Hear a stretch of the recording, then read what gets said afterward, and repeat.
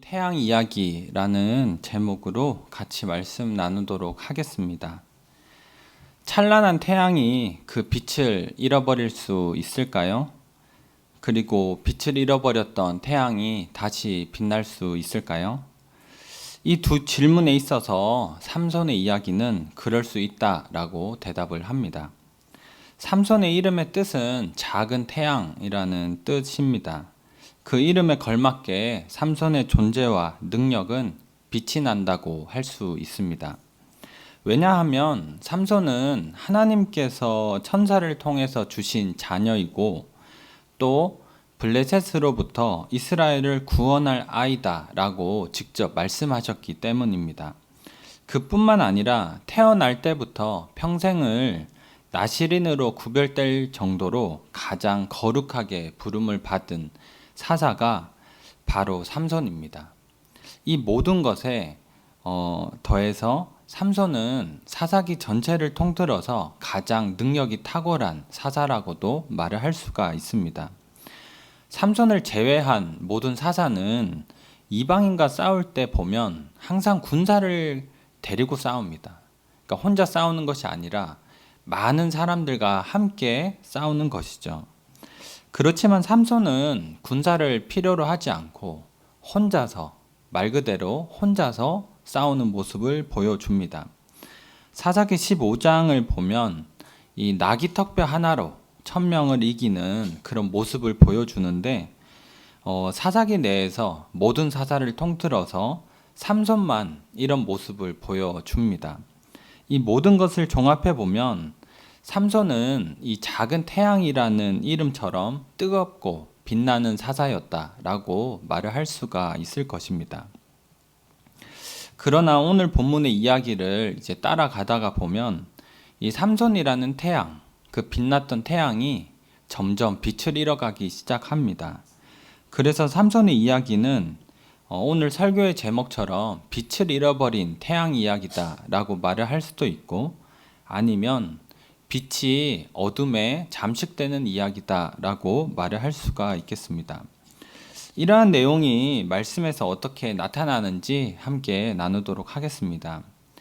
건장한 청년으로 자란 삼손은 부모님에게 처음으로 하는 말이 블레셋 사람들 중에서 한 여자를 보았는데 제가 그 여자를 좋아합니다. 그러니까 결혼을 하고 싶습니다. 라는 말을 처음으로 내뱉게 됩니다.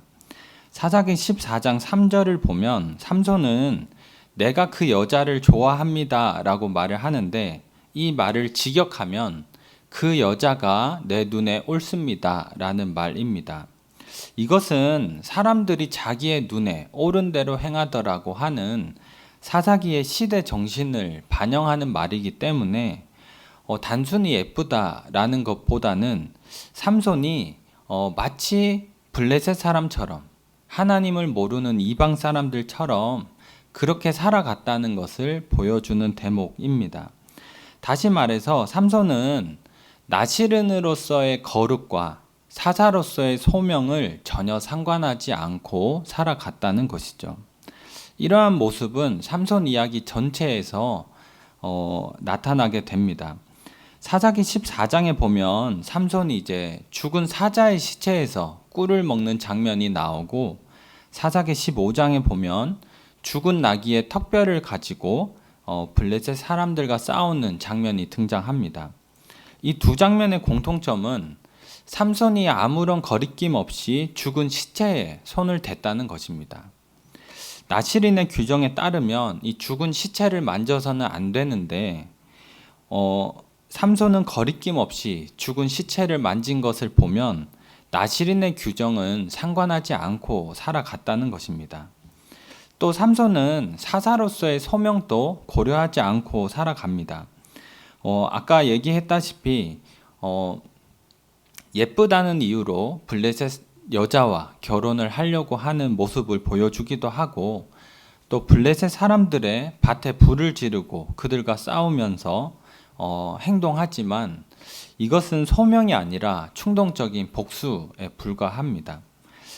나중에 집에서 삼손의 이야기를 한번 쭉 읽어보시면 아시겠지만 삼손은 어떤 행동을 하는 데 있어서 소명을 고려하지는 않습니다. 그냥 충동적으로 행동하고 싶은 대로만 살아갈 뿐입니다. 이뿐만 아니라 삼손은 언제나 혼자 다니는 사회성 부족의 모습을 보여주기도 하고, 또 나기 턱뼈로 1000명을 죽여놓고 나의 능력이 참 대단하다 이렇게 자신을 찬양하는 자의식 과잉적인 모습도 보여줍니다. 마지막으로 사사기 16장 1절부터 3절을 보면 이 사창가에 드나들면서 매춘부와 잠을 자는 이 도덕적인 방종함도 가지고 있었습니다. 이 모습을 다 정리해 보면 이렇게 얘기할 수 있을 것입니다. 거룩한 소명의식도 없고 사회성도 없고 자의식은 넘쳐나고 또 분노 조절 장애가 있고 도덕적인 방종함이 있는 이 삼손의 모든 모습이 극적으로 나타나는 장면이 우리가 잘 아는 삼손과 들릴라의 이야기입니다. 사사기 16장에 나오는 사사기 16장 4절과 5절 저희 같이 한번 읽도록 하겠습니다. 시작. 이후에 삼손이 소래 골짜기에 들릴라라 이름하는 여인을 사랑하매 블레셋 사람의 방백들이 그 여인에게로 올라가서 그에게 이르되 삼손을 꾀어서 무엇으로 말미암아 그 큰 힘이 생기는지 그리고 우리가 어떻게 하면 능히 결박하여 굴복하게 할 수 있을는지 알아보라. 그리하면 우리가 각각 은 1100개씩을 내게 주리라 하니. 삼손은 밤의 여자라는 이름의 뜻을 가진 들릴라를 사랑하게 됩니다. 밤이 깊어질수록 태양은 빛을 잃고 사라지기 때문에 태양의 남자 삼손이 밤의 여자 들릴라를 만났다라고 하는 것은 삼손이라는 태양이 곧 빛을 잃겠구나 하는 것을 암시하는 장면입니다. 5절을 보면 이 블레셋 방백들, 즉 블레셋의 지도자들이 들릴라를 찾아와서 삼손이 가진 힘의 비밀과 사로잡는 방법을 알려주면 은을 1100개씩 주겠다라고 얘기를 합니다. 은 1100개는 사무엘 하 18장을 찾아보면 이 왕의 몸값에 해당하는 돈입니다. 그래서 제가 배경 주석을 찾아보니까 오늘날의 돈으로 약 165억 원 정도가 된다고 합니다. 근데 165억만 해도 사실 엄청 큰 돈이잖아요. 근데 블레셋 지도자들이 각각 주겠다. 은 1100개만 주고 많은 것이 아니라 우리가 각각 주겠다라고 얘기를 합니다. 이들이 몇 명인지는 알 수 없지만 5명이 준다고 하면 대략 얼마일까요? 한 800억 정도 되고 10명이면 1650억입니다. 어떻게 돈 때문에 사랑을 이용할 수 있나요? 라고 하기에는 너무나 큰 돈이었기 때문에 들릴라는 거래를 하기로 마음을 먹습니다. 그 후로 들릴라는 삼손의 큰 힘이 어디에서 나오는지 어떻게 하면 삼손을 결박할 수 있는지 알려달라고 아주 직접적으로 물어봅니다. 삼손이 대답해주면 들릴라는 힘을 잃어버리는지 실제로 테스트를 해보고 실패하면 또다시 물어보고 테스트하는 것을 3번이나 반복합니다. 집요하게 힘의 근원을 파헤치려고 하는 이 들릴라에게 왜 이렇게까지 하느냐라고 삼손이 화를 내야 할 것 같지만 오히려 들릴라가 삼손에게 나를 사랑하지 않는군 이러면서 몰아붙이기 시작합니다. 그것이 사사기 16장 15절부터 17절에 나오는데요. 저희 같이 한번 읽도록 하겠습니다. 시작.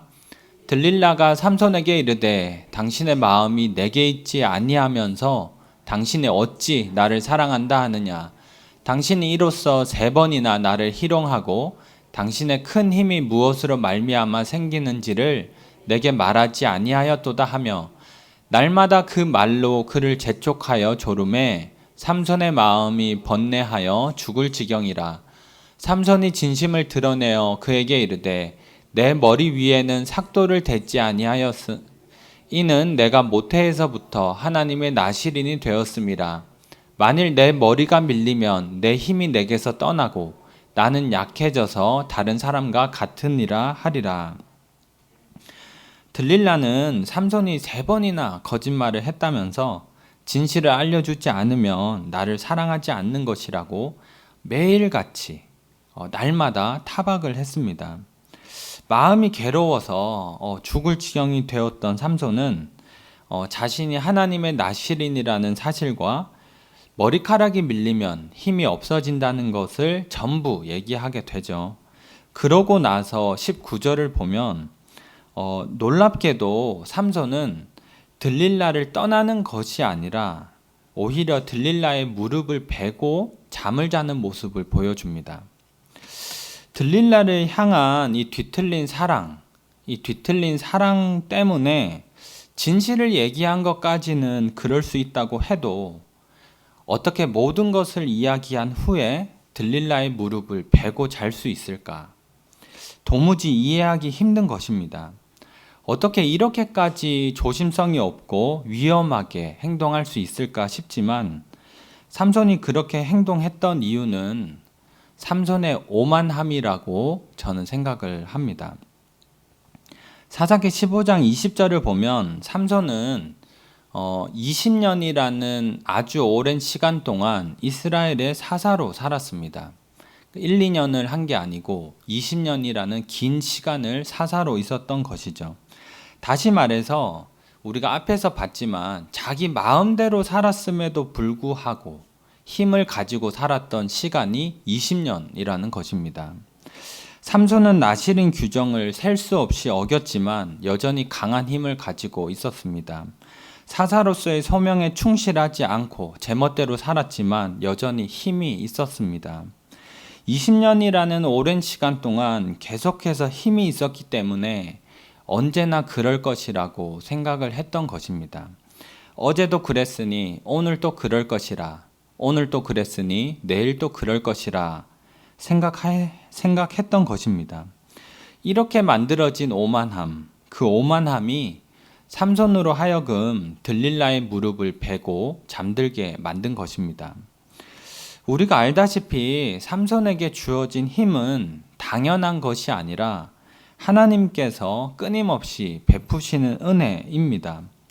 오랜 시간 동안 힘을 가지고 있었다고 해서 주어진 힘이 당연한 것이 아니고 반복되는 잘못 속에서도 힘을 잃지 않았다고 해서 삼손의 삶이 괜찮은 것도 아닙니다.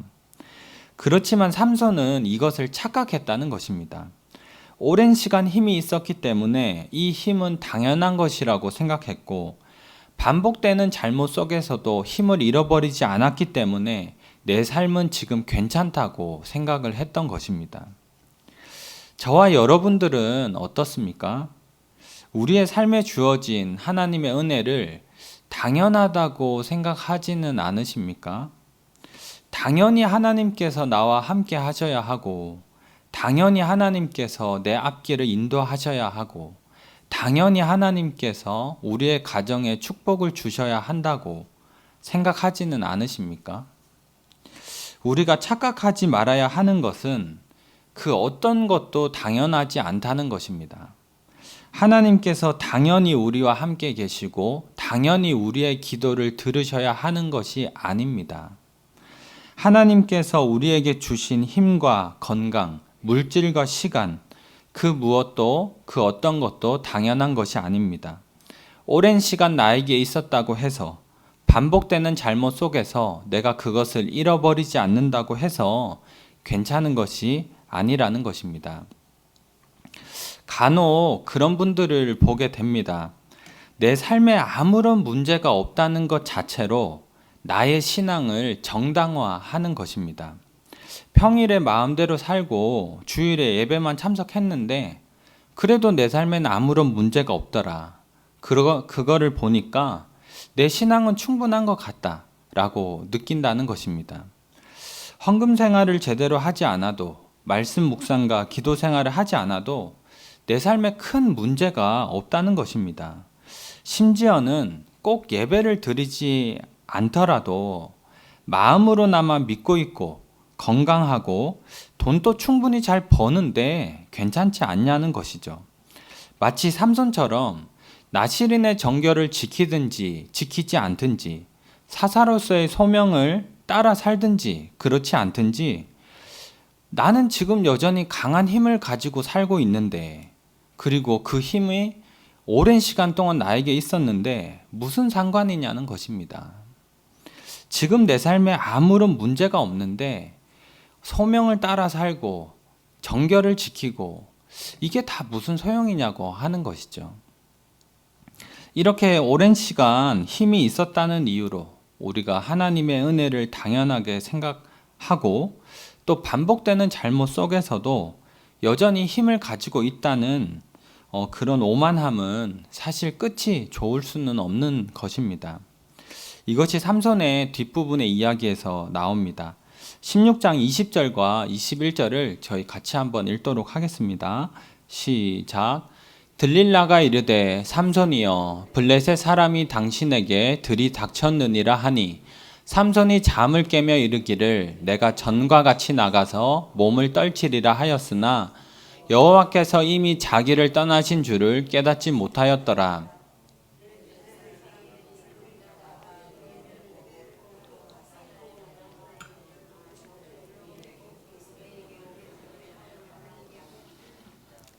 삼손의 오만함이 가지고 온 결과는 사실은 비참했습니다. 머리가 밀린 삼손은 모든 힘을 잃어버리고 20년간 삼손과 함께 하셨던 하나님은 삼손을 떠나게 됩니다. 그제서야 삼손은 알게 되는 것이죠. 나에게 주어졌던 힘이 당연한 것이 아니었구나. 근데 그것을 깨닫게 되지만 그때는 이미 블레셋 사람들에게 붙잡혀서 두 눈이 뽑히고 머리가 다 밀린, 그리고 감옥에 갇힌 후였습니다. 언제나 깨달음과 후회는 한 발 늦게 찾아오게 되는 것이죠. 어떤 의미에서 이 삼손이라는 태양이 빛을 완전히 잃어버리고 어둠에 갇혀버리게 된 것입니다. 이러한 삼손의 모습을 보면 사실은 안타깝다는 생각을 하게 됩니다. 참 안타깝다.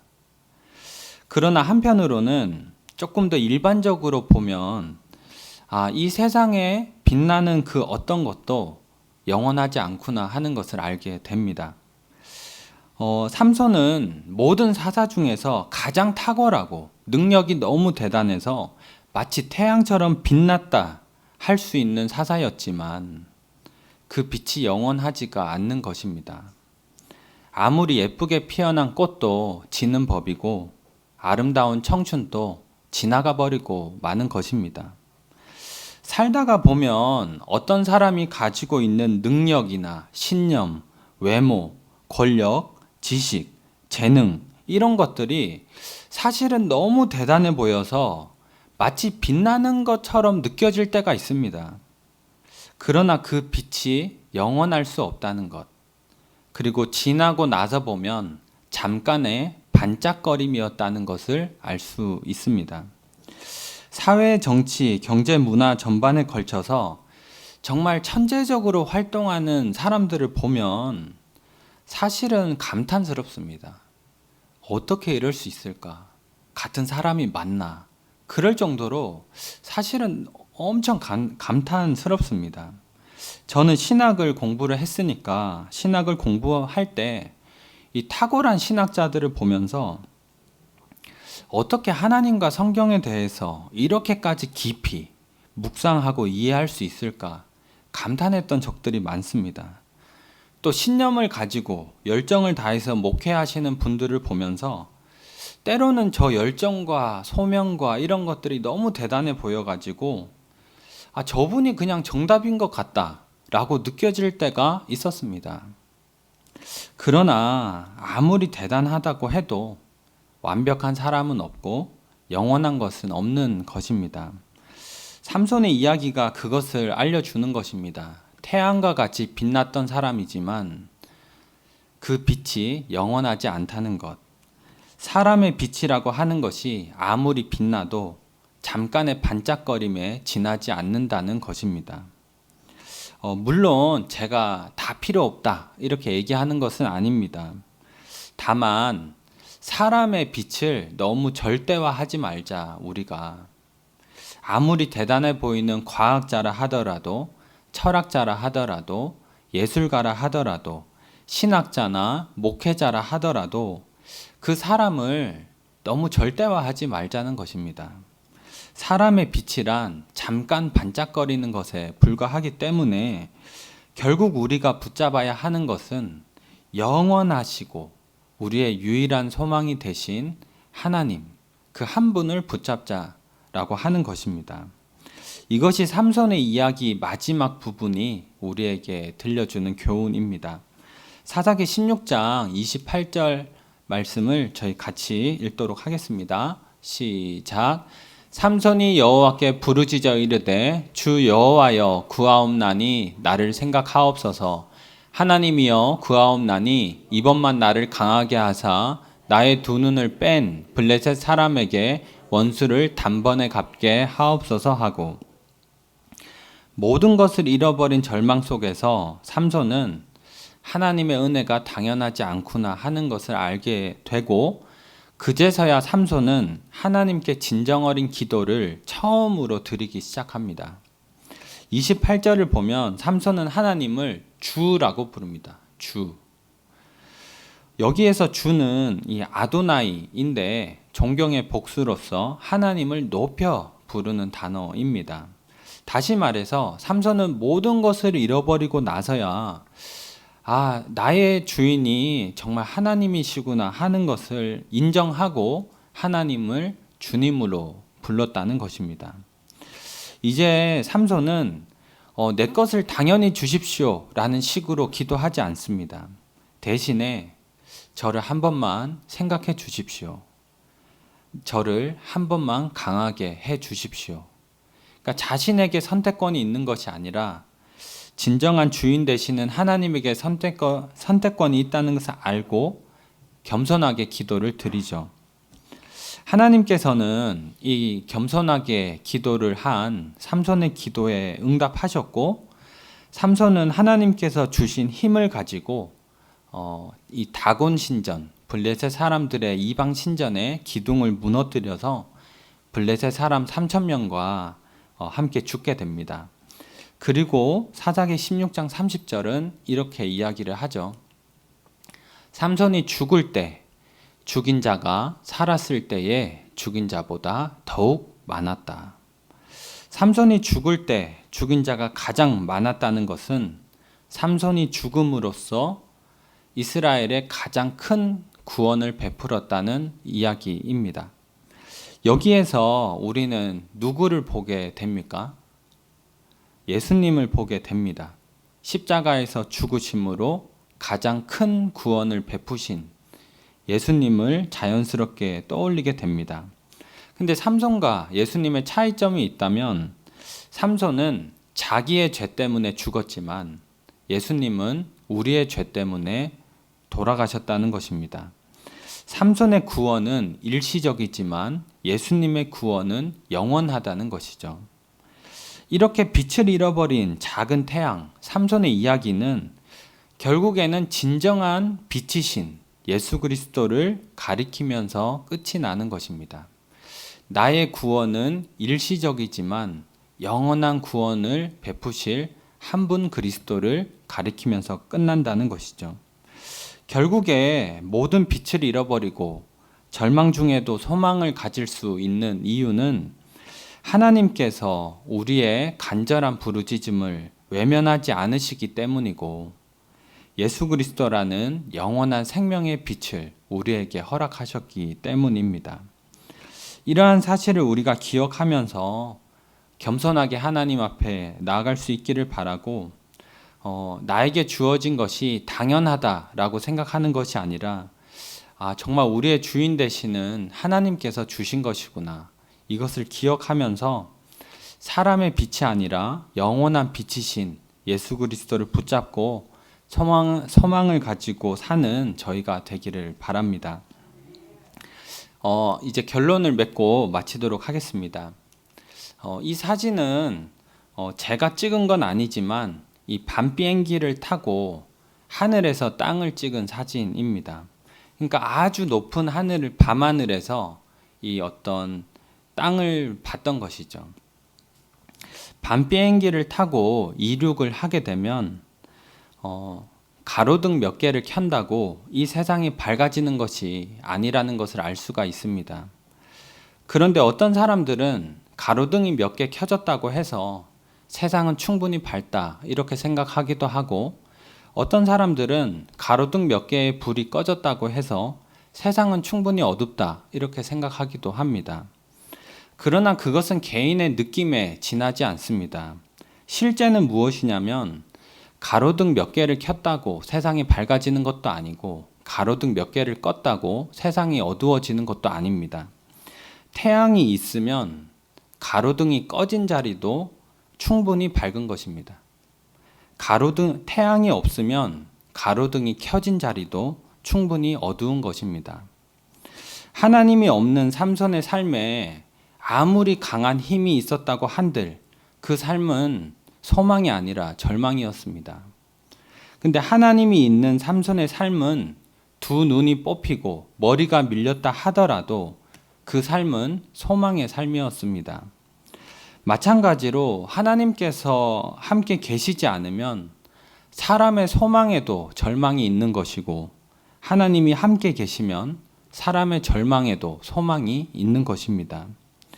결국 우리의 유일한 소망은 하나님 한 분이라는 것, 그것을 우리가 오늘 기억하면 좋겠습니다. 바라기는 우리의 유일한 소망 대신 하나님을 굳게 붙들면서 소망을 가지고 살아가는 저희 모두가 되기를 바랍니다.